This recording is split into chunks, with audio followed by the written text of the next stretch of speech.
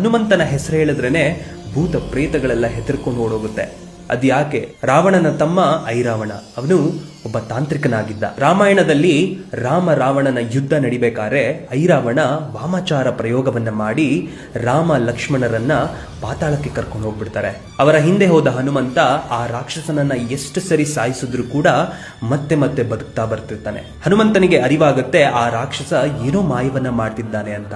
ಐರಾವಣ 5 ದಿಕ್ಕಿನಲ್ಲಿ ದೀಪವನ್ನ ಉರಿಸಿ ಒಂದು ಪ್ರಯೋಗವನ್ನ ಮಾಡ್ತಿರ್ತಾನೆ. ಆ 5 ದೀಪವನ್ನ ಒಂದೇ ಸರಿ ಆರಿಸಿದ್ರೆ ಮಾತ್ರ ಐರಾವಣನ ಸಂಹಾರ ಆಗೋದು ಅಂತ ಮಾರುತಿಗೆ ತಿಳಿಯುತ್ತೆ. ಆದ್ರೆ 5 ದಿಕ್ಕಿನಲ್ಲಿ ಒಂದೇ ಸರಿ ದೀಪವನ್ನ ಹೇಗೆ ಆರಿಸಕ್ಕೆ ಸಾಧ್ಯ? ಹೀಗಿರ್ಬೇಕಾದ್ರೆ ಹನುಮಂತ ಒಂದು ರೌದ್ರಾವತಾರವನ್ನ ತಾಳ್ತಾರೆ. ಅದೇ ಪಂಚಮುಖಿ ಆಂಜನೇಯ ಸ್ವಾಮಿ ಅವತಾರ.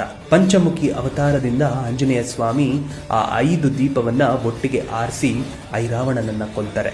ಆಂಜನೇಯನ ಆ ರೂಪವನ್ನ ನೋಡಿ 3